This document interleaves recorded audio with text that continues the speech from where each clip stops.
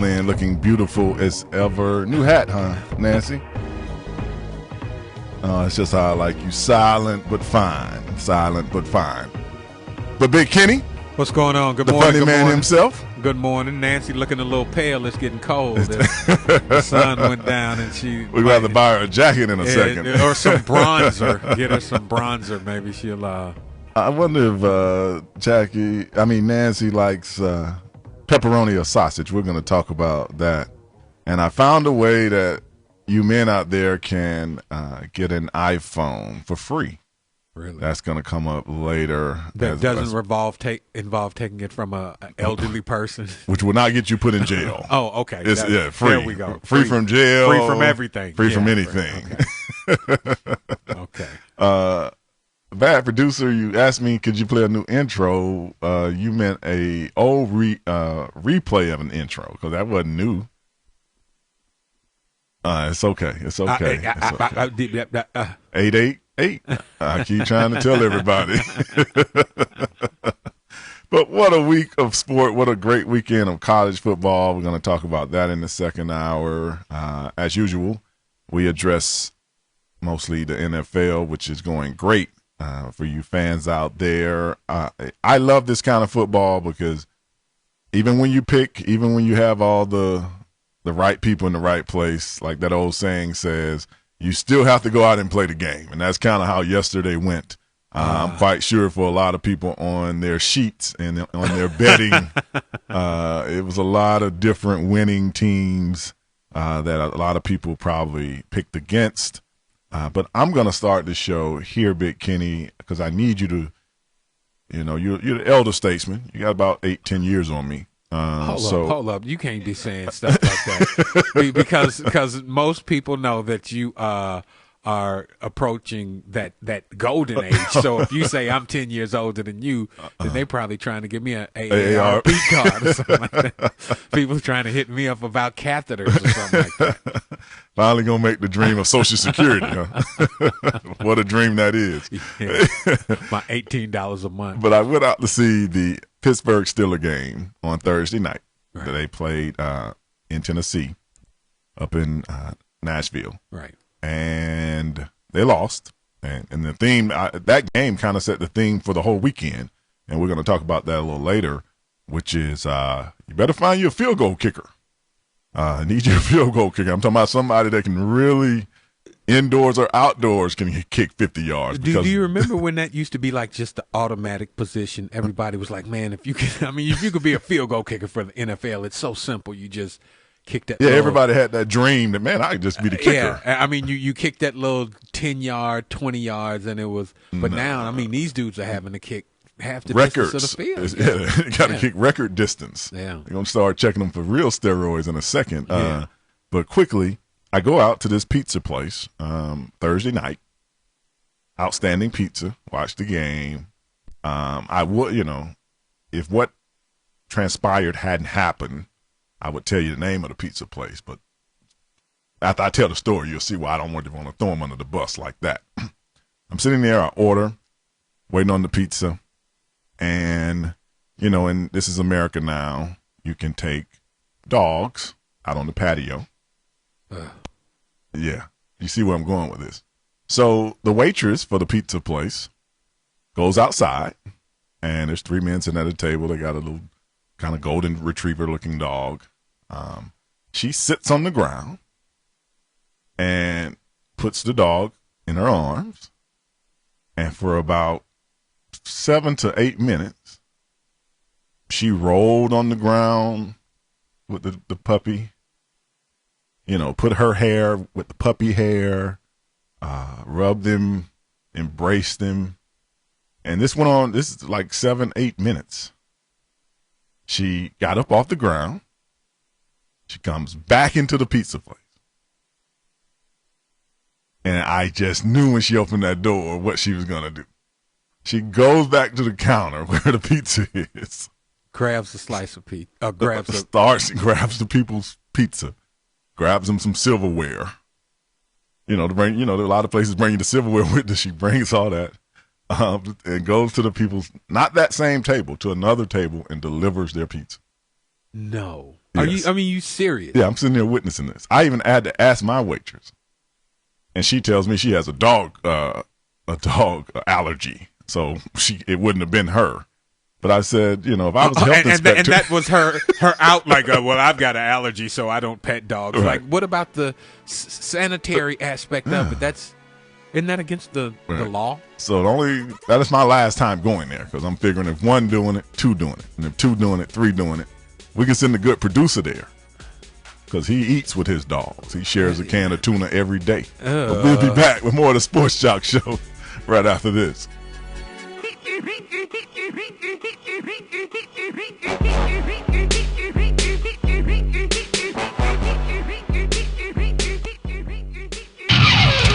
Don't go away. More of the Sports Jock Show with Wayne Gandy is coming up next. Psst. Hey, over here. What? Right here, on the side of the house. Who said that? Look down. I'm right at your feet. Wait, the basketball? Yes, the basketball. Right down here, where the kids left me a long time ago. Man, you know how lonely it is being a ball and not being able to bounce or roll? Excuse me? Remember when you got me for the kids? You said, now kids, you have no excuse not to go outside and play. Uh-huh. Wow. I'll miss flying through the air and hearing the shouts of joy when I swish through the basket. What do you say? Could you give me a little air and remind the kids of how fun I still am? Okay. Oh, wow. You are flat. Easy, I'm ticklish. Let's get bouncing. As Native American parents and caregivers, our encouragement to healthy lifestyles for our kids is helping them get outside and play. Get ideas, get involved, get going at letsmove.gov/Indian Country. Brought to you by USDA, HHS, and the Ad Council.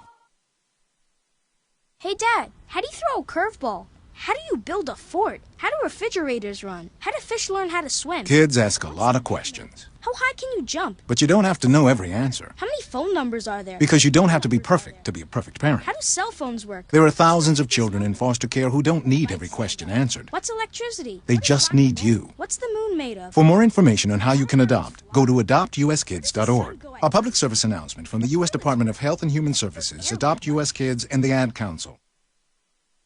And now, back to the Sports Jock, Wayne Gandy.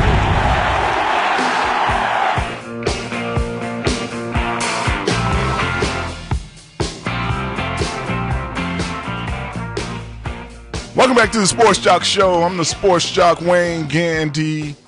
Big Kenny, as I was telling you, the pizza place where the waitress was hugging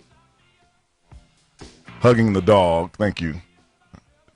I need my mic to communicate with the world. I mean, it's only a radio show. It's a talk radio show too. Yeah. It's only your job.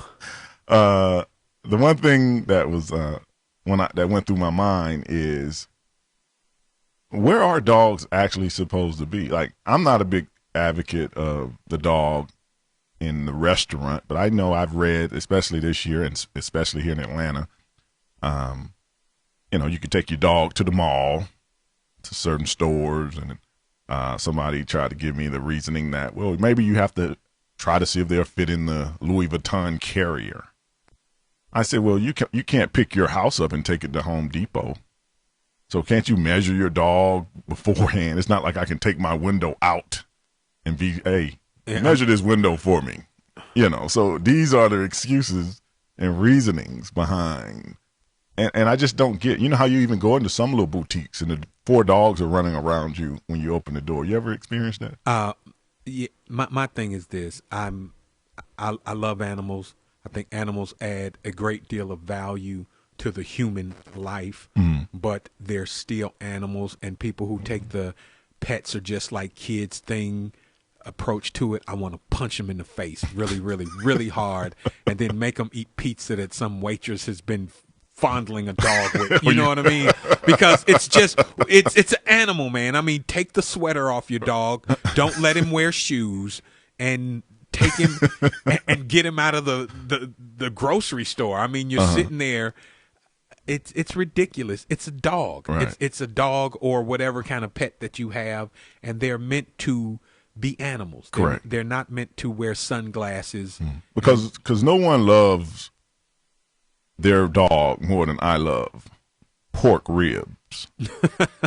But I don't ride around with Porky in the back of my pickup. You don't have it on the plane with you No. everywhere you go I like in a little suitcase. I like it smoked right. with some sauce. I'm, And I appreciate that. You know, you can even roast him with the head. You know, I'm cool with that. The tail, get a little piece of that. You know, if you're going to appreciate a dog, appreciate the fullness of him. Don't just.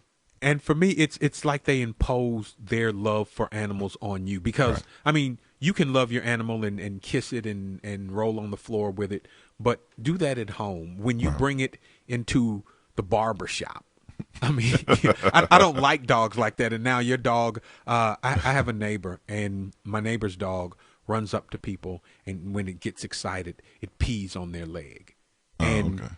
Is that why the good producer's dog was peeing on my mailbox? maybe because it was excited, but she'll just come out of the house and the dog won't be on a leash. And you know, it got a friend of mine once, and he was like, "Man, I almost kicked her dog," and I was like, "You should have kicked the dog because it would have taught her and the dog a valuable lesson." Not that I'm in favor of abusing animals, but dogs that pee on you Should deserve a kick. And then he should have walked over to her and punched her in the face and took her to the pizza place where people play with dogs. Well, there's something else that's happened over the last 7 days that also, before we get to the NFL, I've been saying this for a while. I definitely have been saying it since I've been doing this show, and I'm going to say it again today. When are we going to treat sports arenas and schools the way that we treat federal buildings and our airline? Last week, someone got stabbed at the Carrier Dome doing Orange Madness. Orange Madness, for some of you that might not know, that's usually the first day of practice for a college basketball team. Each team has something madness, you know, Midnight Madness, Orange Madness, Apple, you know, whatever madness. So it's an annual thing at most, especially your powerhouse teams like a Syracuse. Right. 25-year-old kid gets stabbed. Someone before the game out in Candlestick for the Giants game in the parking lot gets stabbed. Fairmont High School, the kid walks in front of the class and shoots himself, the freshman, last week in front of like 7 students. He was in algebra. He gets up. They said it was only like 10 minutes after the bell rang. Takes the gun, shoots himself. Now, all 3 of these people, luckily, are still alive. Yeah. But when are we, Big Kenny, as a society, going to understand that? Because, and I say this because of this. I played football a long time. When I was in the pros, when you pulled up in your car, they inspected you like you were going into the White House. They got the dog sniffing. You got to open your glove compartment. You got to open your little console thing. You got to have your permit to go in. They have the other guy with the little metal thing that's looking underneath your car. Now, in my mind, I'm the guy with the $1 million job going to work. Right. So I don't want the bomb. Right. What about the just leisurely fan that was out there drinking for the last 7 hours? Right. Maybe, you know, you should ask him for more than his ticket stub. And you know. That's what I'm saying. And they sell alcohol. That's always a good fuel for a fight. So you should make sure that people expensive alcohol too, from what I hear. It's very, like twice as much in there. Beer is like what, $12 or something for a little. Yeah. So my thing is, when are we, especially with the schools, because that's really what always throws me off. Hey, forget what they think. Oh, they're going to think they're criminals. Well, some of them are. Well, and the kid that shot criminals went to high school. Man. Most of them went to high school. Most of them, a lot of them are college graduates. I mean, education. Criminals are not dumb people. Right. They're ambitious people, and sometimes that's what gets them, that gets them in into trouble the criminal because lifestyle. because their ambition. But nobody painted a picture of a criminal to always be. Even if he drops out of high school, doesn't mean that he was a D student. He just thought that he would go get it some other way. I mean, and look, this kid shot himself in algebra class, which means that they should take guns and math out of schools.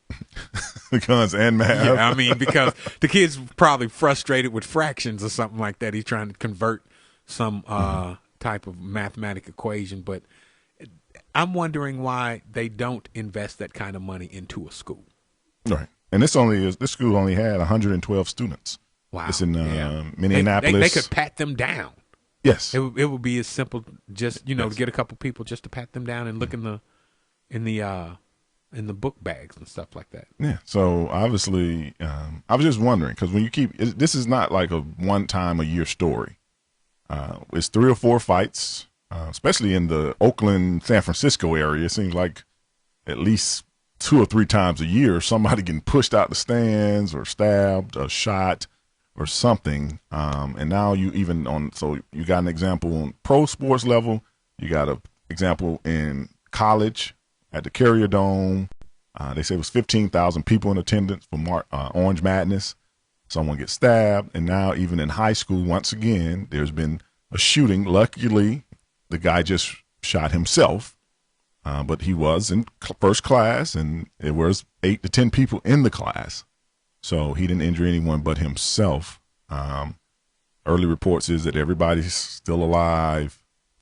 They have no evidence that the young freshman was bullied, because that's the first thing that wants to come out of people's mouths. Somebody posted something about him on Facebook. And was somebody bullied? Can you imagine how freaked out the other 7 or 8 people in that room felt, though? Mm-hmm. Like that, and how relieved they felt that he chose just to injure himself and not turn it into one of those stories that we so hear about tragically on the news. Yeah, that we seem to hear every year. Yeah. About some teacher or some student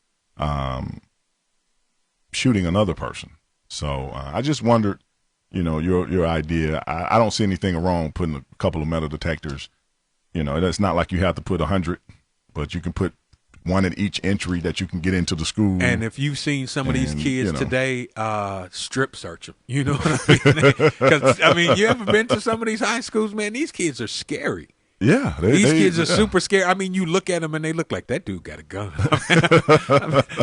And that's the honors class. So, I tell you can't tell the nerd from the guy anymore. Yeah. In a related story, real quick, speaking of monitors and stuff, the teacher that got caught out at LAX last week, they say he had a bulletproof vest on, had a couple of knives in a check bag, a smoke grenade. The smoke grenade must be the new thing. Like the guy in Missouri, in Denver used one. He must have been. He must have been having to work after school detention. So, it's a tough crowd. And then they took, federal government. They went over his computer, said he had plans for kidnapping and killing people. That he had detailed files about. Like specific people, or just random. I'm gonna grab I guess somebody. In different ways, how to use, attack people and things like that. So. Fortunately, we caught him, but I'm saying take that same machine and put it in the high school. I only use my computer for internet porn. Who does stuff like research how to kidnap and kill people? What is that about? What are you doing with your day? I guess he was trying to get away with it. Maybe if he researched and had enough knowledge on it. He's a school teacher, so he's going to do some research. Well, at least he's using his education. He's going to do some research. These people. Guess maybe they fired him, like they're doing here in Georgia. Just get rid of the whole school system. Not everybody should have kids. Or teach them either. That might be the biggest point. But we're going to go to break, and we come back. We're going to talk a little NFL action. Big Kenny's Jets. Jets. Were in action yesterday over a hapless Colts team. Don't pump your chest up too much. We'll be back after this with more of the Sports Jock Show.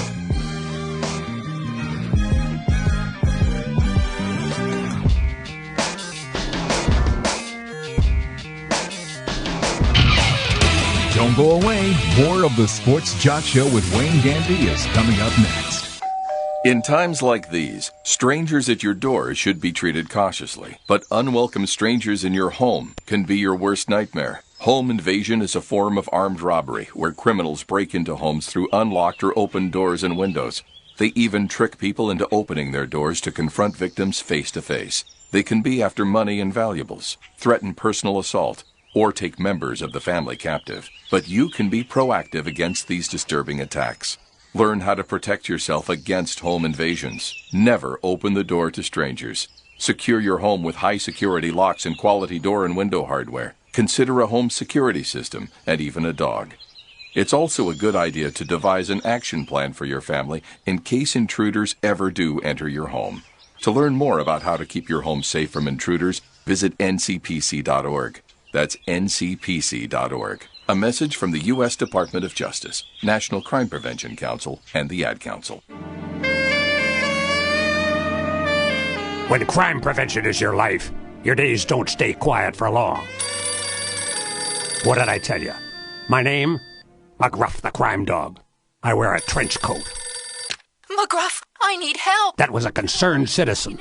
And boy, did she sound concerned. I'm very concerned. What did I tell you? Someone took out a loan in my name. They're pretending to be me and spending my money. I can't understand. It's called how identity this can theft, happen. and it's growing fast. Safeguard your personal information, like your Social Security, credit card, or bank account numbers. On the phone, online, even around the house, because half of identity theft occurs by someone you think you know. Learn more from the National Crime Prevention Council at ncpc.org. Take it from McGruff. Keep your identity to yourself and take a bite out of crime. A message from this station, the U.S. Department of Justice, Crime Prevention Coalition of America, and the National Crime Prevention Council. And now, back to the Sports Jock, Wayne Gandy.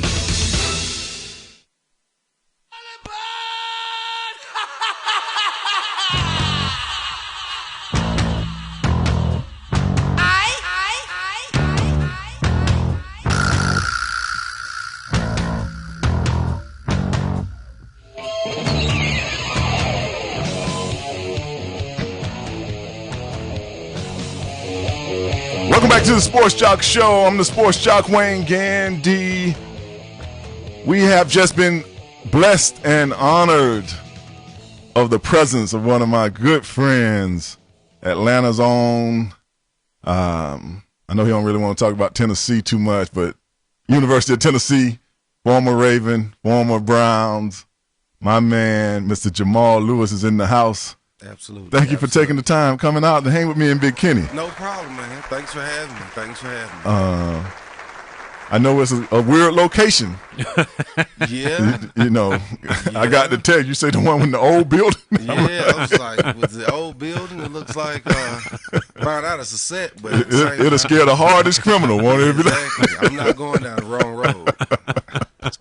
Trust me, the first time any of us came over here, I still get spooked. When I come up them stairs, I kind of lean to see. It's some crackheads like I get high later. You know what I mean? No, I'm not going in that building. But welcome to the show, man. Appreciate you coming in. Before we get to talking about some NFL, I hope you got a little time to sit with us. Oh, yeah, I'm good. I'm good. Congratulations, first of all, Baltimore Ring of Fame. Yeah, it was the Ring of Honor. Ring of Honor 2 weeks ago. Appreciate it. Thanks a lot. A lot. It was a good deal. Did you ever see Baltimore extending that kind of love to you? Well, not really, but I guess the owner, he told me about, as soon as I retired, my last year, he told me he was eventually going to put me in. So I kept a good communication and good relationship with him. So is that the current owner? Because the current one, yeah. Okay, not Art. No, not Art. But Steve, he told me at the end of the year, as soon as I finished, I text him all the time, whatever. We still keep in touch. But he told me, he said, we'll put you in, in a few years or whatever, and we'll let you know when. So when I went up there to visit, he actually told me. So it was a good thing. And very, very well deserving. Oh well, it was a good time. I think I had some good days in Baltimore, So it was fun. Yeah, you're being a little modest, but yeah, my man used to. You can run that football. Art Modell passed. Yep. A couple of weeks ago. Great Art Modell. He's the guy who drafted you from Baltimore. How was you and his relationship? Is there any funny story in there that you can tell us about Art? Yeah, we was good, man. We was good. It was Art was one of those owners that you saw all the time. He was always at the facility.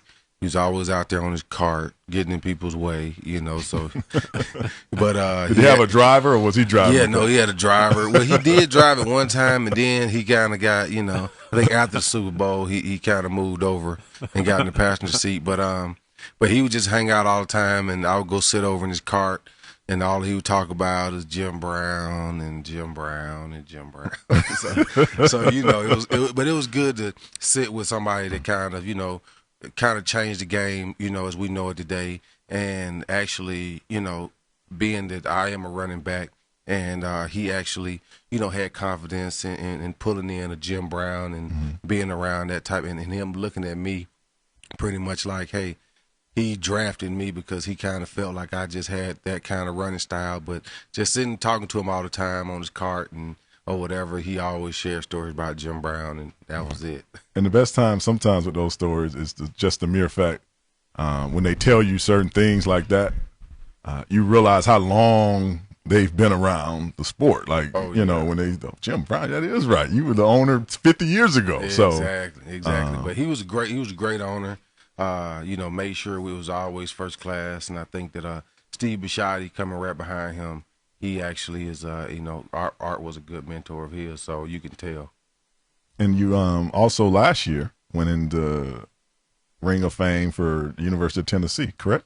Was that? Yeah, I think it was. I think it was last. Yeah, last year. I think you told me. Yeah. That was a good deal too. Going up there and get recognized in front of the fans and everything.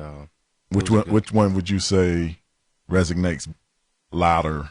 Probably Baltimore. Baltimore was it was pretty jacked up in Baltimore. Yeah. Okay. Tennessee is Tennessee, but but being on that stage, in Baltimore, or whatever, and that's where I kind of had a lot of good seasons and good days and good memories.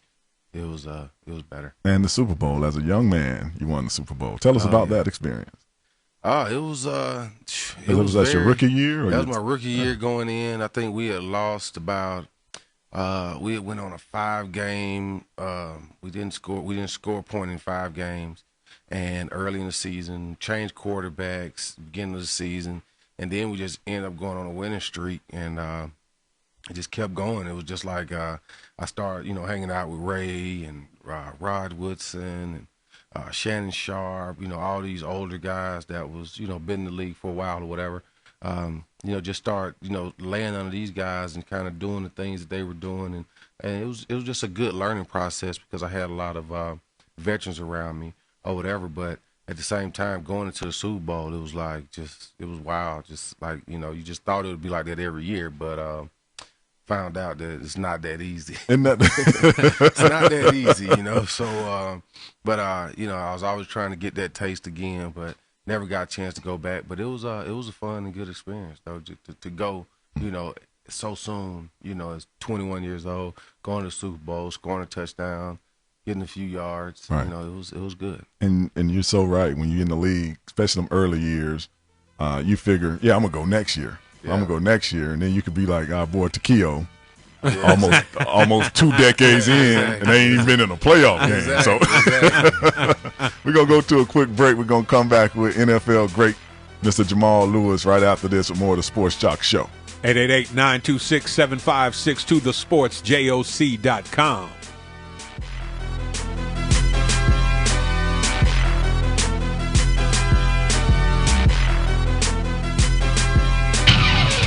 Don't go away. More of the Sports Jock Show with Wayne Gandy is coming up next. Hello, and welcome to today's lottery drawing. Good luck. And here's today's winning numbers. First one up, it's not yours. Second one, not yours. And another number that's not yours. Okay, this is one number that's yours. It's a 5, but you don't get any money for that. And the final number is not yours. Yep, so chances are you're not going to hit the lottery anytime soon. Don't get us wrong, the lottery can be fun every now and then. Just please don't rely on it for your future savings. How about this? Brew your own coffee at home instead of buying that latte every day. Brown bag it to work instead of ordering in. Ride your bike instead of buying all that gas. These changes alone can save you thousands a year. Thousands. Small changes today, big bucks tomorrow. Feed that piggy bank. Go to feedthepig.org for more free ideas on how to save. Feedthepig.org. This message brought to you by the American Institute of Certified Public Accountants and the Ad Council. Psst. Hey, over here. What? Right here, on the side of the house. Who said that? Look down. I'm right at your feet. Wait, the basketball? Yes, the basketball. Right down here, where the kids left me a long time ago. Man, you know how lonely it is being a ball and not being able to bounce or roll? Excuse me? Remember when you got me for the kids? You said, now kids, you have no excuse not to go outside and play. Uh-huh. Wow. I'll miss flying through the air and hearing the shouts of joy when I swish through the basket. What do you say? Could you give me a little air and remind the kids of how fun I still am? Okay. Oh, wow. You are flat. Easy, I'm ticklish. Let's get bouncing. As Native American parents and caregivers, our encouragement to healthy lifestyles for our kids is helping them get outside and play. Get ideas, get involved, get going at letsmove.gov/Indian Country. Brought to you by USDA, HHS, and the Ad Council. And now, back to the Sports Jock, Wayne Gandy.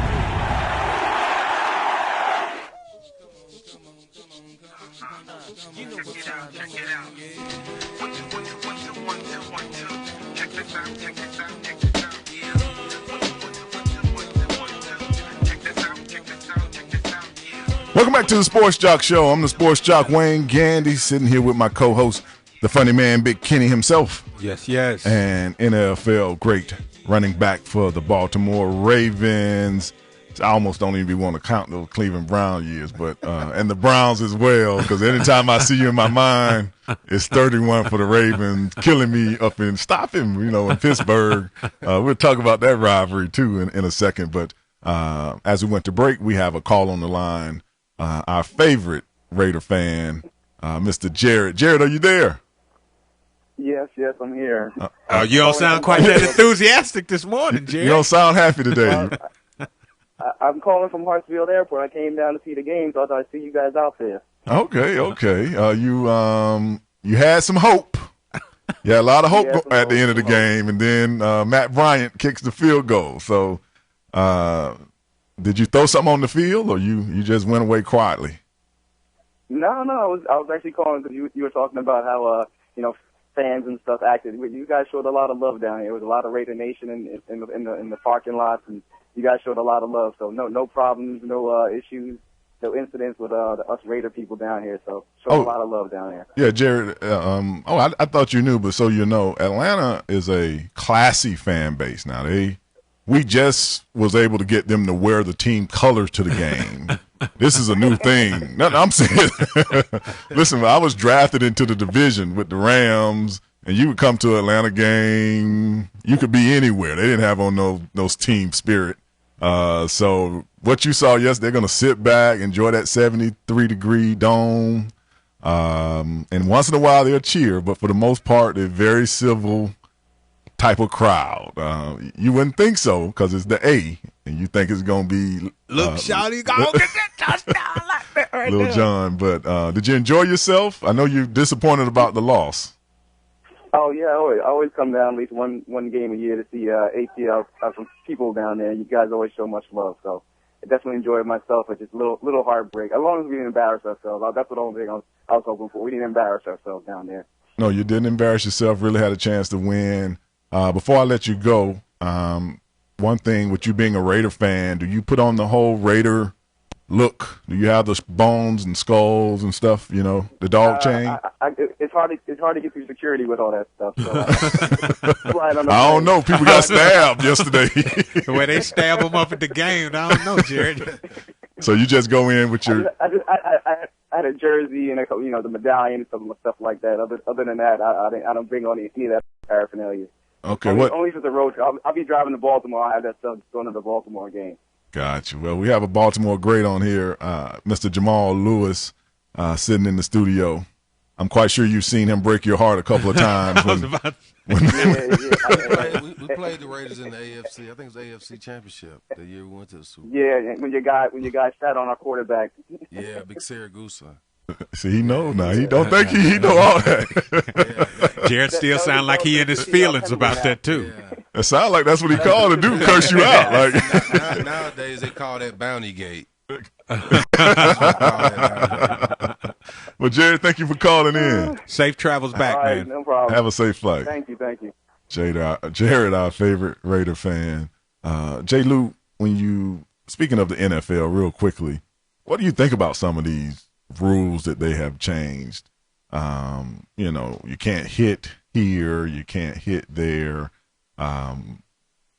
Is the play, when you played, how different do you see it now? I think it's a little bit softer now. It's not as because they've pulled back. It's kind of a show me sport now. It's kind of a, it's like I don't know. It's a big NFL. It's a big brand. Mm-hmm. So I think they want to keep guys healthy or whatever. So away with the helmet hits, but you kind of go back to it's right technique and everything else, but it's like the excitement of the game comes from the big hits, the big touchdown throws, and that's the excitement of the game. But I think as long as they, you got younger guys coming out now, that's how they're training them nowadays. So that's how it'll be. But as a running back, it was just always on for us. We didn't have no rules. And see, that's why I was about to say, because they would probably find you because you used to lay it on some dudes, bro. I'm talking about, fun, lay the wood on them, and they would probably be like, that was excessive force. Because one thing, I know the three of us love the sport. I salute you a lot of times because your class of running back is the last of, I'm going to get the ball 30 times a game. Now it's 5 running backs. It's like you have to keep a playbook in your hand to realize who's running the ball. Yeah, I wouldn't last. They don't just give it. They don't just have that star. There's like Arian Foster, my man up in Minnesota. But there's out of 32 teams, there might be 5 backs that are full-time feature backs. Yeah, you don't have a feature back no more. I think when I was playing over the 10 years that I was playing, it was like I could just see just how things evolved. Even from me leaving Baltimore, going to Cleveland, it was more of, it wasn't because of my play or whatever. It was just because of my style of play. And that I wasn't the give me the ball 15 times, 20 times, and, hey, we're going to have a great day. I needed it 25, 30 times a game, and I needed to get in my groove. I was just like a quarterback. We need to see things and see how things are going and see how it's flowing, and that was it. But now it's just it's like a running back by committee type of thing where I think it's more about they just don't want guys to get hurt or whatever. And running backs, the durability, they're not that durable. So it's like, trying to find a good feature back. That's why the numbers went down on running backs too. So because people just go, I'll get me 3 backs. I don't need a feature back. I get one for third and short. I'll get one to try to get a home run hit. And I'll get one that can catch the ball, exactly, and keep rotating them. And whoever's hot is hot. Like I've never understood that. Right. Like you're hot. I know Billick told me that one time when it was me and Chester Taylor. Just who's ever's hot. I'm like, who's ever hot? Really? You kidding me? Look at the good producer. He has no idea what you mean. He's the one standing up. He has no idea what you mean. Who's hot? He thinks it's a kitchen. After term. The show, he's gonna be like, yeah, I wrote in my notes. When Jamal was talking about being hot, was he out of the country? We're going to go to break. We got our man. I got a luxury to have one of the NFL great running backs in here. 2,000 yards. One of 5 or 6 men to ever do that sitting next to us. We'll be back with more of the Sports Jock Show right after this.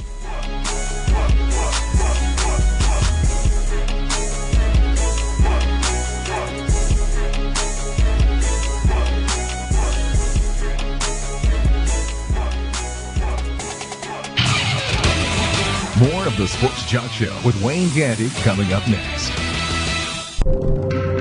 I'm Ed Smart, father of a child who was abducted. I'm John Walsh. Like Ed, I also know the terror of having a child who was kidnapped. But now we have wonderful technology to aid in this battle. It's called the Amber Alert. It's an early notification system to the public when every second counts. Amber Alert is a partnership. We want to thank you, the public, broadcasters, transportation, and law enforcement. Amber Alert really works. This moment of uncontrollable laughter was made possible by a 32-year-old man with little to no coordination attempting to execute a simple cartwheel. His name is Sergeant Warner, but young James, our laughing friend here, simply calls him Dad. The smallest moments can have the biggest impact on a child's life. Take time to be a dad today. Call 877-4DAD-411 or visit fatherhood.gov. Brought to you by the U.S. Department of Health and Human Services and the Ad Council. Hi, we're talking to real smokers about quitting. Tell me when you smoke and why you smoke. Eat, cigarette, kids, cigarette, dinner, another cigarette. One on my way to lunch, one after lunch. And another cigarette, and another cigarette. Have you tried to quit? Yes. I become angry. It ain't that easy. You can't just quit cold turkey. I tried. What would you do different? Actually having a plan and thinking it through. You have to relearn how to live your life without a cigarette in your hand. With the right plan, you can quit smoking. Free at becomeanx.org. X, a new way to think about quitting. Brought to you by X and the Ad Council. Look around you. 1 in 4 kids in the U.S. faces hunger. It's not always easy to see the signs, but in this land of plenty, there are kids who don't know where they'll get their next meal. Join Share Our Strength and take the pledge to end childhood hunger here in America by 2015. Learn how at NoKidHungry.org. Their next meal could come from you. And now back to the Sports Jock, Wayne Gandy.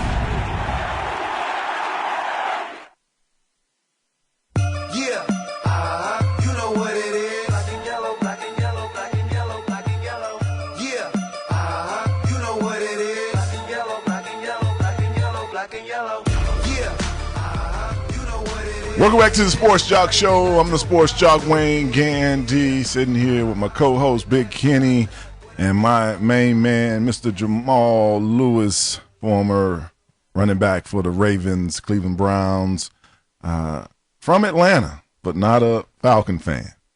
Absolutely not. Okay.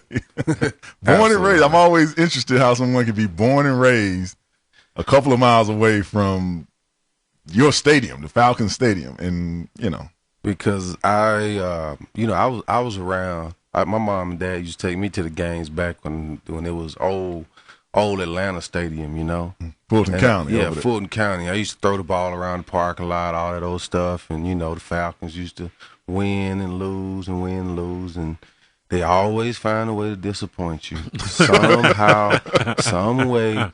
I just know we riding this roller coaster. We're riding it, and it's going up, and we're winning. Next thing you know, it's going to come on, the free fall come. You seen that free fall yesterday? From the guy from 24 miles? Free fall, yeah.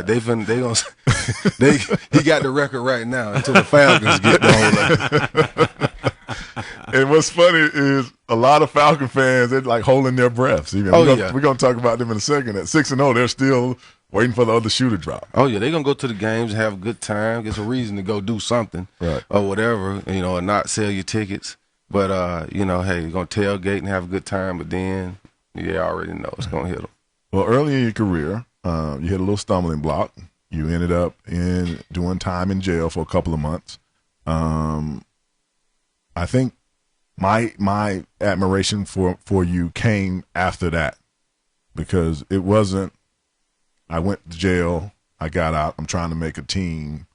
You got out of jail and ran for 2,000 yards. Yeah, it was a tough time, you know what I'm saying? It was a tough time, but at the same time, it was more of the mental process and, why are you going through this process? Why are you going through this, whatever? So really it was humbling, and it was more of just a wake-up call, honestly, just to get out there and that football can be over, at any minute. And, you never know what can come up, what can happen. So just training hard and taking care of my body, and, you know how hard we train in the off season or whatever, and that just made me work even harder, And when you was incarcerated, what was the one thing, like, how we all have this belief, one thing we believe, and then we get there and it's like totally different. What was the one thing in your time there that was just not what you thought it would be? As far as what though? As far as just being locked up. It wasn't. It was more of just being on a compound to the point where it was like a city. It was like a city, but it was just smaller. You know what I'm saying? Really? So you got you guys like being in Amish country or something. You got your church over there, you got your barbershop over there, you got your store over there, you got work over there. So it was like, it's just like being in a little city, but at the same time, you seeing the same people every day. You being watched over every day. Right. You can't eat what you want to eat, and stuff like that. So really, that was the biggest thing, man. Just not being able to have what you wanted, Really understand the taking away of to freedom. go sleepwalk. You sleepwalk at night and you go to the refrigerator and you just grab some cookies and some milk and all that. When you sleepwalk. Take just drinking out the jug. Yeah, that ain't happening in there. You gotta wait till they say wake up. You gotta wait. So, but no, that was pretty much it. But seeing guys like Vic and Plastico and these guys go through that, it's like, it's just, being in that situation and knowing, what their thought process really is. It's like, you like you said, you really do respect them after coming out of that situation and then being able to get back out there and keep their mental focus on their craft and what's at hand. Did you ever have any regrets of if I could have just changed one thing to prevent that situation from happening? Or did you just take it as it happened? I got to move forward with it now. No, it was both, both. So I regretted some things, but most of the thing I probably regretted was just it's almost like you make it to another level, and another step, right, in life or whatever, and it's almost like sometimes you gotta leave some people behind. You know what I'm saying? Yeah. So.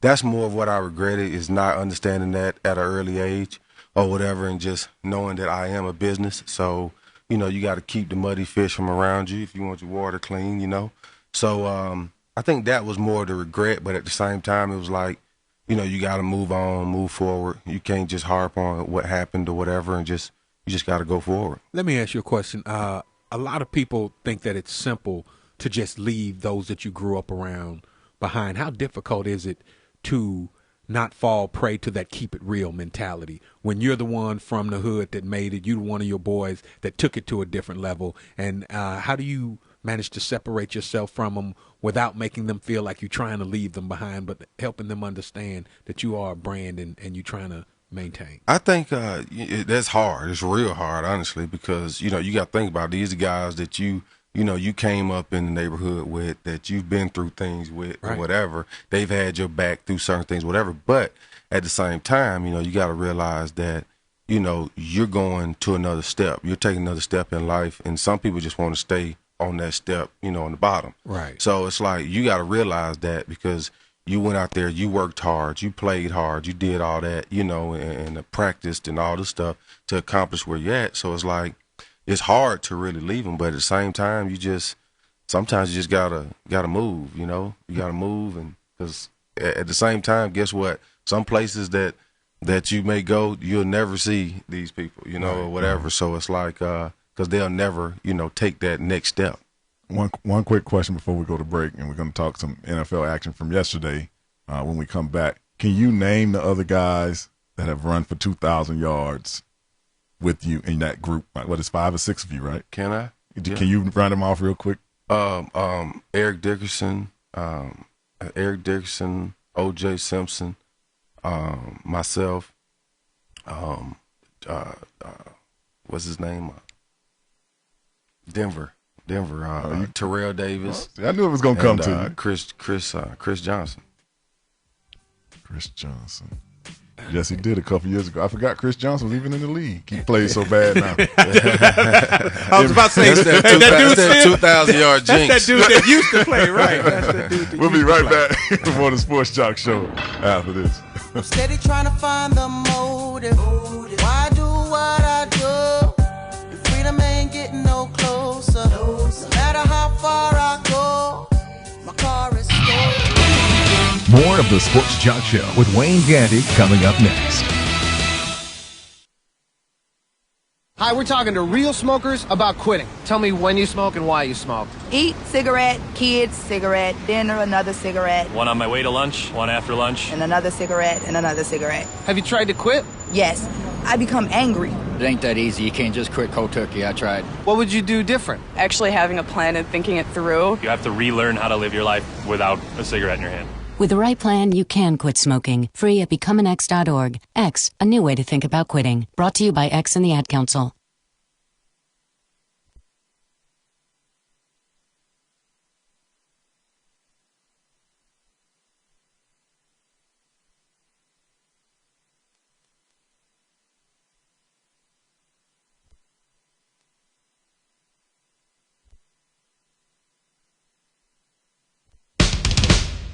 And now, back to the Sports Jock, Wayne Gandy.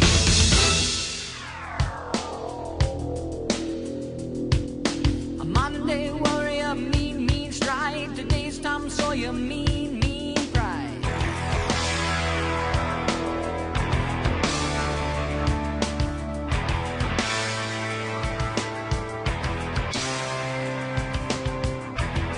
Welcome back to the Sports Jock Show. I'm the Sports Jock, Wayne Gandy. NFL action, hot and heavy yesterday. Week 6 is in the book. We're going to start, Jamal, with a team that is dear and near to your heart. Your Baltimore Ravens taking on the Cowboys yesterday. Is this season, because one thing we always knew for the last decade is Baltimore had a defense. Is it time for Ed and Ray to go? And I say that so it doesn't sound like you throwing them under the bus. Baltimore back-to-back weeks have given up 200-plus yards rushing. They're 25th in defense now. Now, this is the Baltimore Ravens. The numbers are throwing them under the bus.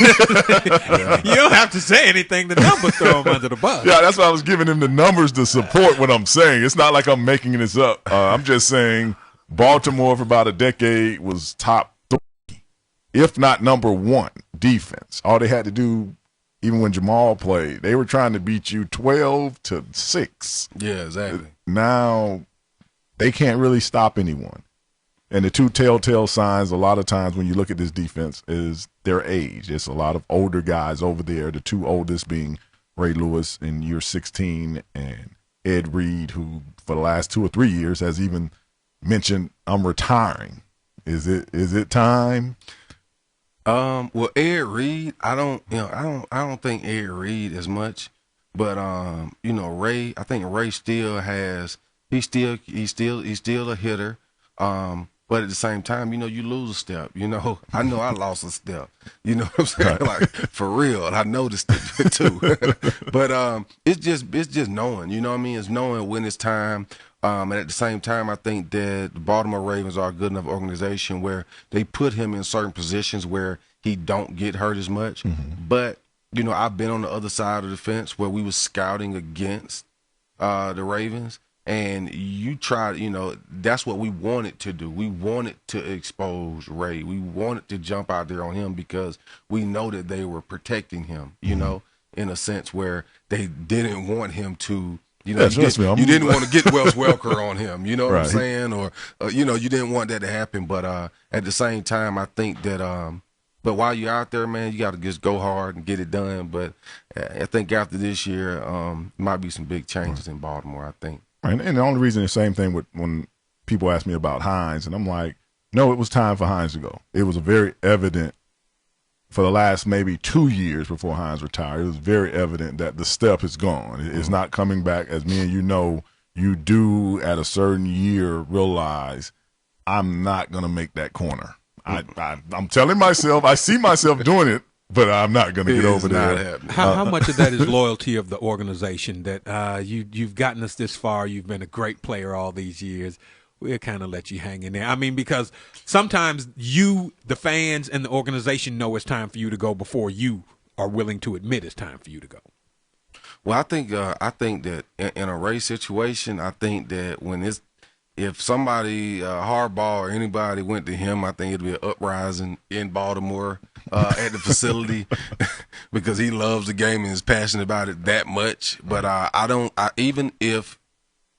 really think that even if he did leave Baltimore, I think that he still feels that he can still play, and he will try to go somewhere else. And that's what I don't want. And that's what you don't want him to do, exactly. Yeah, he's been there his whole it's the career. Brett Favre's way out the NFL. Yeah, he's on that list of top 3 or 4 linebackers at all time. I mean, you know, he's a great tackler. That was the best thing about him. He's going to make the tackle. He work hard. If he can, you know, running backs, receivers, he's going to hit them. Now, he wasn't great at getting off the block. Yeah, he work hard, though. And he works hard. Yeah. But when I watched the game yesterday, he's making the tackle from behind now. He's not hitting the back in the face. It's the back is going by him, and he's grabbing. That means that the light is going down, right? He got a nice house down there in Boca now on the beach. He ought to just kick his feet up and might fish. be still at that beach. You might be still sitting there looking at that water, but yeah, exactly. Well, we're going to move on. Vic Kenny, your team. Jets, Jets. Beat up on Andrew Luck and the Colts. Say that again. Beat up on him. Yeah, in a desperation win. Hey, man, a win is a win. It ain't got to be pretty. Go down as a W, baby. That's all I'm saying now. Once again, you dug out some tricks with Tim Tebow. Hey, Wildcat Jesus. When you need him, he may not come when you want him, but he's always right on time. Right. And it seems, I don't know if you see Tebow, it seems that he has really accepted, I'm just going to probably just be a football player now. Tim Tebow. Like, he doesn't seem to even have that grace of, I want to play QB. I'll just do whatever you say. Now he's throwing punts. He runs punts. Sometimes you got to just know who you are. You know what I mean? Like, my coaches tell me, know who you are. Right. If you're an SUV, you're an SUV. If you're a Ferrari, you're a Ferrari. But don't try to be a SUV. A 4-wheel drive Ferrari. You know what I mean? So I think that he recognizes really what he is and who he is right now. Mm-hmm. And to keep that check coming in, you better just, go by the rules. Right, because praising God can make you some money, but it don't really make you that money. Like the endorsements and stuff that Tim Tebow has, because even for as little success he has, he makes a lot of money off the field. And it's like you would have thought he had won a couple of Super Bowls. Yeah, he just need to do a 10-year deal for a minimum, just to do a minimum. Just take the endorsement money. Yeah, he got basketball endorsement money. He has a lot of endorsement money, but it's good to see the Jets back on their winning ways, 3-3. In a surprise loss yesterday, the Patriots go out to Seattle and lose. And I know we're about to go to break, but I have to get this point in. If any of you have some kind of TiVo or internet, you go back to at the end of the game when Tom Brady walked across the field to shake Russell Wilson's hand. And he was looking for him. Tom's like 6'5", and the Seattle Seahawks quarterback is like 5'10", maybe. And Tom finally found him, because coaches are supposed to go shake the hand, and the two quarterbacks. If you look at this look on Tom's face, like, this dude beat me? He got just enough range that his hand, it wasn't one of those close like this. It was like, yeah, this guy beat me after all I've done. I let this guy beat me. He didn't even want to give him a chest bump. He didn't want to give him a chest bump. It was like when Jermaine Dupri was dating Janet Jackson. Everybody was like, how did that happen? How did that happen? I was like, ugh. Wow, where did that come from? We're going to go to break. We'll be right back. More Jamal Lewis, NFL great. My man, Big Kenny, Sports Jock. We'll be back right after this.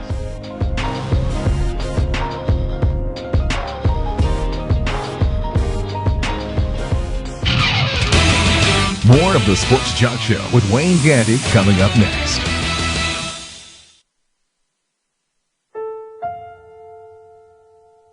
The odds of a young girl being discovered by an industry insider while singing to herself pumping gas?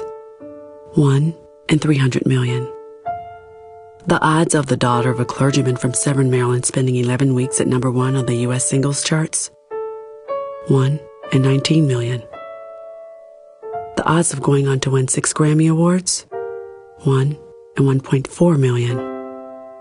The odds of selling over 40 million records? 1 in 800,000. The odds of this musician and performer having a child diagnosed with autism? 1 in 110. I'm Toni Braxton, and I encourage you to learn the signs of autism at autismspeaks.org. Early diagnosis can make a lifetime of difference. Autism Speaks. It's time to listen. Brought to you by Autism Speaks and the Ad Council. And now, back to the Sports Jock, Wayne Gandy.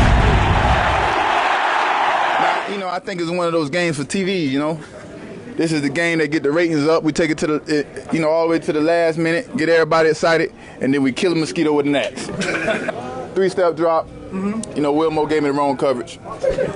So, I just said, I'm just going to do my thing. I read the 3-step drop. He threw the little out on me, so picked it off to the highs, you know what I mean? That's just how I go. Pick 6, and the Falcons, Atlanta Falcons, got nothing love for the city, you know what I mean? I hope the city love me back. We here, we trying to make everybody happy. Ain't that right, big dog?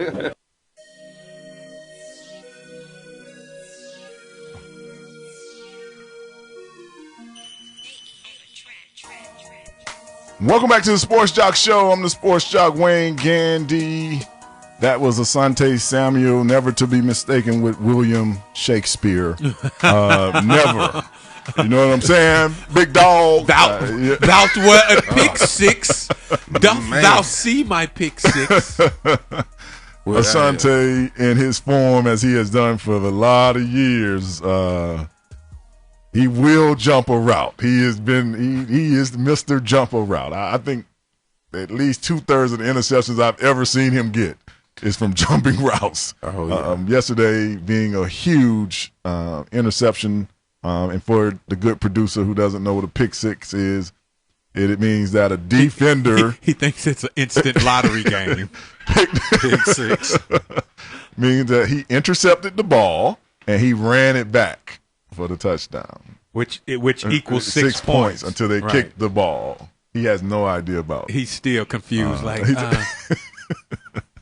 Your Falcons, well, not your Falcons, Jamal, but the Falcons are 6-0. Is it a believable 6-0 though? It doesn't really. I still see other teams out there that I would give a little nudge to being better, even though their record doesn't say it. But they're 6-0. They are 6-0. They are 6-0, and it's a great thing for the city and everything. I think they're playing hard. I think they're with Julio Jones, with Roddy White, playing the outsides. You have Tony Gonzalez in the middle. You have some good running backs there. You got a good quarterback. They should be 6-0, I think. The defense is playing strong. Abraham coming off the corner, hard, giving a good pressure on the, and it's like they can control the clock. They can play different ways, so they can play with whatever team is out there, I think. But that's what I think about them. I think they're doing good. Yeah, they're doing good. It seems like they're doing enough right now against whoever they're playing to win the game. Having to win yesterday on Matt Bryant's foot, which caused some other controversy with the timeout thing, because you always see in a couple of games that first timeout when they try to freeze, the guy misses the field goal, and then you give him a second chance. This guy has a big leg. It's indoors, just like Janikowski for the Raiders, hit one about 56 yards. And the Falcons win to prove 6-0. They have a bye week. Matty Ice did not have a good day yesterday. I think the previous couple of games he fell in love with trying to find Tony Gonzalez. Yesterday, the Raiders took that option away, and he had to try to go other places, which resulted in interceptions. But the Falcons are 6-0. Now, earlier, Jamal, you were talking about when you used to go out to Fulton County Stadium and ride that roller coaster. I think that's the atmosphere that a lot of Falcons fans are feeling right now. I mean, we're 6-0, but when it really, really counts, when we get to the playoffs, it'll be one and done, or we're going to get to the end of the season and it's just going to be that free fall again. I think if we want to change it up a little bit and we want to mix it up, in the city of Atlanta, I think what we got to do is let's not tell these guys how good they're doing over the bye week, please, because they will drink the Kool-Aid, and then that's when that free fall is going to happen. Michael Turner drink his Kool-Aid. They're going to say, "What happened? What happened to what happened over the bye week?" Yeah. And I'm just please, if any fans out there, Atlanta fans out there listening, please do not tell these guys when you see them out how good they're doing, please. Well, in a game last night, Sunday Night Football, Packers showing up again. This is why the Packers they're a very dangerous team, and they're the team that if I'm the Falcons, I do not want to see in the playoffs, because when they're on, it is video game-ish. It's let's get it going. Discount double check. It's high-powered. They are high-powered. They have enough players on defense for a team like the Falcons who like to throw the ball to defend them. Taking on the Texans, who at the time was 5-0, now are 5-1. A UT alumnus of yours, Arian Foster running the ball for the Texans. Great running back. I don't know, did you know about him in college? I know he wasn't undrafted. Did you think he could be this good from what you had seen in college, maybe? Oh, yeah, most definitely. He was much better. He was much better his junior year. He was a much better running back. And I'm not going to say he was much better because nothing really changed. It was just the fact that I think that they really didn't go to him as much. They went to Montario Hardesty more that his last year. But he was always a good back. I think if he would have came out the year before his junior year, he probably would have been a good draft pick that year. And when you watch him, and you play running back for 10 years in the NFL, this is the system for him. That run game system is like made for him, tailor-made. Yeah, he's not a downhill guy. He's not a downhill guy because he's not that fast. But at the same time, he does have that deceptional speed where it's more of, and that's what makes a good stretch runner, because you can be patient. You're not that fast, so you can really read it.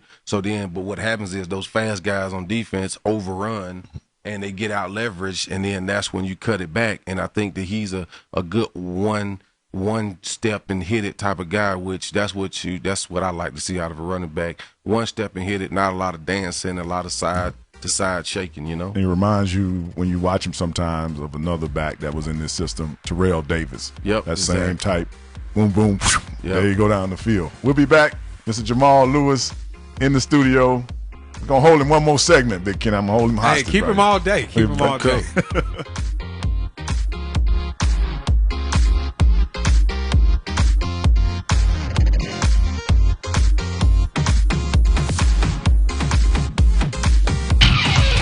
Don't go away. More of the Sports Jock Show with Wayne Gandy is coming up next. Oh! You are round MVP. Yeah, man. Yo, Drew, I finally got round MVP. Round MVP. No way. That was some ownage. It's a good thing you got me as your wingman. Right. You mean when you threw that flash grenade at me? Whatever, man. Huge round. Seriously, great stuff. Finally earning round MVP takes determination. So will getting into college. I've got what it takes. All right, class. I'm going to pass back your tests. And a high score goes to Brian. Oh, yeah. High score, baby. We're all good at something. Maybe it's breakdancing or skateboarding or video games. Whatever you're good at, you have the skills to make it happen. And those same skills will help you get to college. Visit knowhowtogo.org to learn what you should be doing right now to prepare for college. Start taking the steps at knowhowtogo.org. I've got what it takes. So do you. Brought to you by the American Council on Education, Lumina Foundation, and the Ad Council. Hello, and welcome to today's lottery drawing. Good luck. And here's today's winning numbers. First one up, it's not yours. Second one, not yours. And another number that's not yours.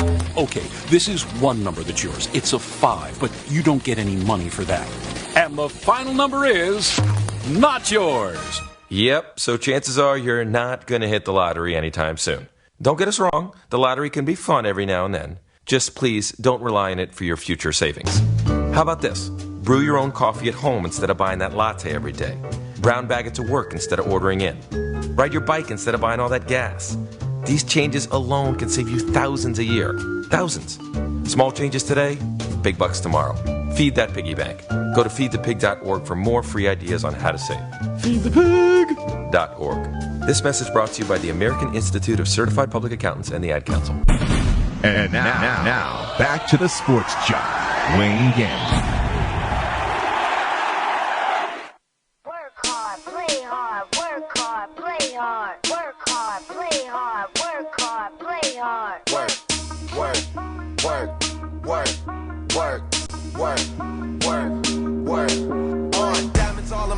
Welcome back to the Sports Jock Show. I'm the Sports Jock Wayne Gandy, sitting here with my main man, Mr. Jamal Lewis, Ravens Hall of Fame, Volunteers Hall of Fame. Are you in Douglas High School Hall of Fame?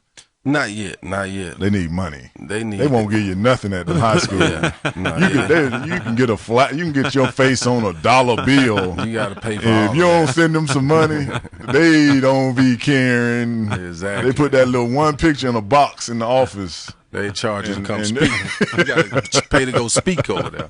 High schools don't be playing. Well, they want. Hey, you got to buy a scoreboard or something. What are they doing with the money? I mean, all of the accreditations. They paying the cops. They're paying the cops over there at my school. They paying the cops because it's like a precinct over there.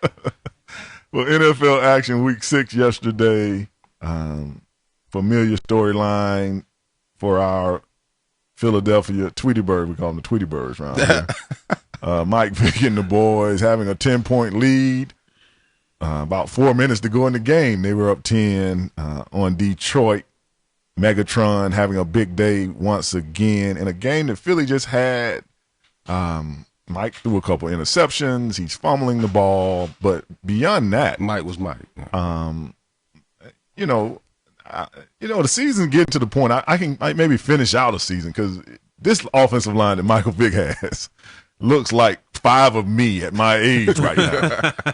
I'm telling you, Big Kid. I know you're looking over like, nah, I can do that. I can let my quarterback get hit every other play. Yeah, really. I can. If 60 plays, I can make 30 good blocks. But is it him moving? Is it him moving, or is it him standing straight in the pocket and they just crashing down on it? I look at him and Ben Roethlisberger in the same vein. I believe that franchises got so enamored that these guys can get out of trouble that we're going to go focus our energy and time and money in other places, cornerbacks, receivers. If you look at Philly, the receivers make money, the cornerbacks make money, the safeties make money. Everybody's making money because Mike Vick is known to get out of a sack.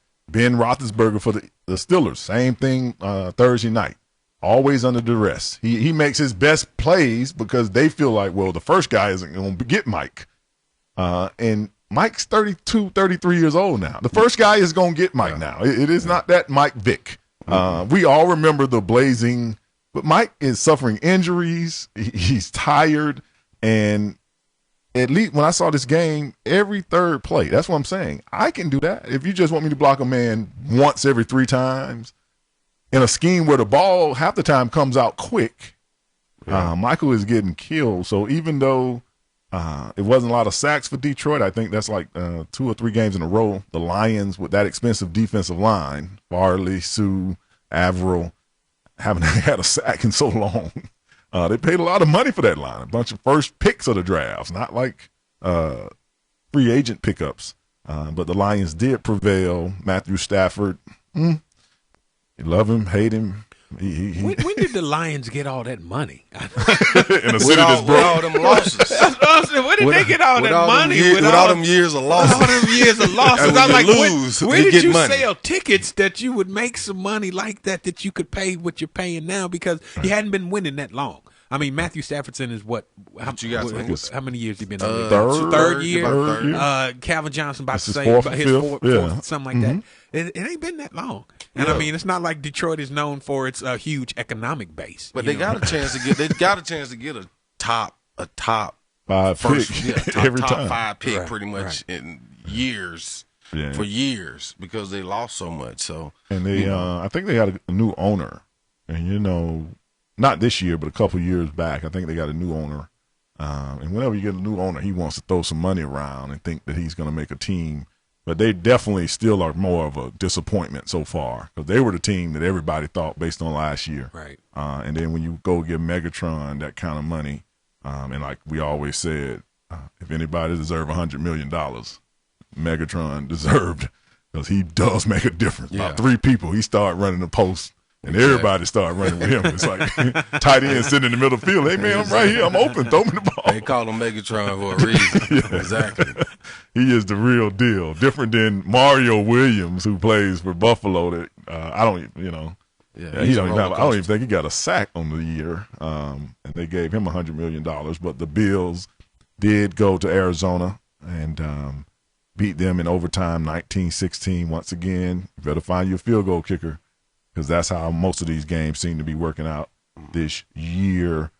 Moving on. How long do you think it'll be before you see field goal kickers position themselves to start getting contracts? I don't know if it'll ever be $100 million, but where that position becomes so critical that you start seeing a $70, $80 million field goal kicker. Well, they get decent money now. Some of them, the top guys. I think when they start kicking about some 65-yard field goals, they'll get that kind of money. Because that's points all the time. You know? Yeah, they have robot parts too when they start kicking 65. I mean, 65 yards. Do you think that's possible? Yeah, with a replacement hip. Yeah, that's what I'm saying. It'll have to be replacement hip. But really, they do make a decent paycheck. Yeah, they do. Don't sleep on them. They're not. We talk about them and it sounds like they would be the lowest paid position, but they're not. Your but I'm saying $100 million. You won't ever see $100 million like that. But they do get a good base, $2-3 million, like a Janikowski for the Raiders, because they know if we get the ball to the 35, indoor or out, it's a wrap. You can kind of start the song up. We're going to hit this 3. They just can't get the ball to the 35, but.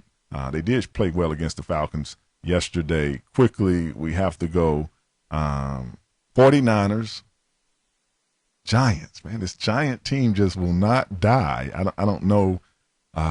It's like they just resuscitate themselves.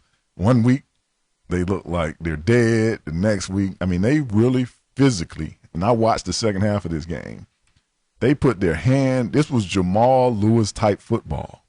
Everybody go up to the line.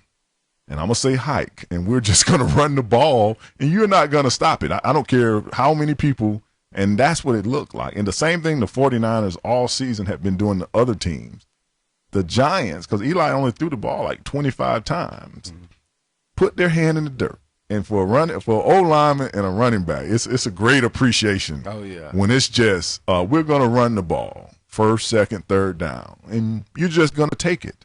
And that's what they were doing. Until you stop it. And I don't think they still haven't stopped it. Yeah, until you stop it, we're going to keep doing it. When you start seeing the third-string running back getting carries, you're having a great day. And ain't nobody injured. Right. You're having a great day running the ball. They just matched up San Francisco and played their kind of ball, you know, instead of just saying, okay, because, like when you're running the ball, you're controlling the clock, so at the same time, I think if you just match it up, and I think that's what they did, just lined it up and said, hey, we're going to just come at you just like you guys do. And Eli Manning, I was thinking about quarterbacks. He is the Troy Aikman of this era when I watch him play. Like, I look at different quarterbacks. Peyton Manning, to me, was the Dan Marino of old. Tom Brady was Joe Montana of old. Eli is Troy Aikman. He's tough. He's gonna make the throw. He's gonna stay in the pocket. And it's not flashy. He's not flashy any of that. I'm gonna run, get the little 2 yards when I have to, but I'm steady. I'm consistent. You can always count on me. And if I need to, with a minute and a half on the clock, I'll take us down the field. They're dangerous. And he's also using spare body parts from Peyton Manning, who has his neck connected with duct tape and like Bondo. Peyton playing tonight in who they playing? San Diego tonight. I see our boy Spikes again.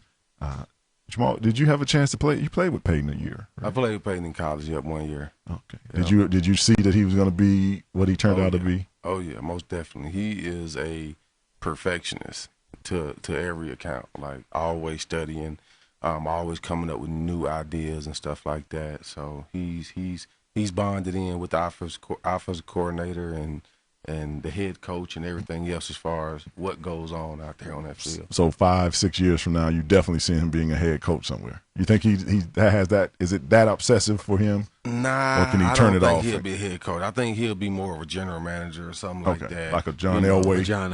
Like a John Elway or whatever. I think I could see him doing that. Yeah, but you can definitely see he lives football. Yeah, like that. Oh, that's it. Yeah, he's a football.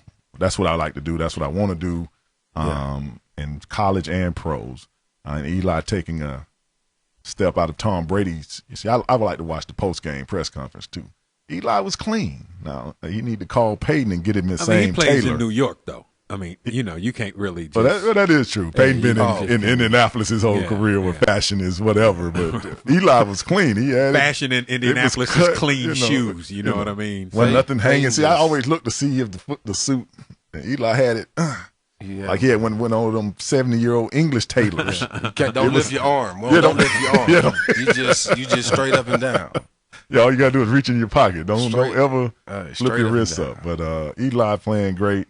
The Giants are definitely still that team. Like I said with Green Bay, playoffs come. The running game going to hurt them, though, eventually. You think it's going to put them I think it's going to hurt them eventually, yeah. Bradshaw and played well yesterday, but you're right. I think their health is always going to determine how far they go. I think they're going to depend on Aaron Rodgers so much, anyway, but he's not a bad person to depend on. But when you get on down to those cold months, November, December, that's when it's time to count. especially in Green Bay. But man, we appreciate you coming in and helping us with the NFL report. Hey, no problem. And you're welcome anytime you're riding by the water plant, man. Just come on, grab a mic. Exactly. I make a wrong turn, I'll be down here. Yeah, you know where we're at, right by the fabric store. Absolutely. There ever getting you a couple yards, just come on through. NFL great, Mr. Jamal Lewis, sitting in here with us. Thank you for having us be in your presence. We'll be back with more of the Sports Jock Show. Hey, man, don't play that song. I just realized what that is. That's why he's right your time.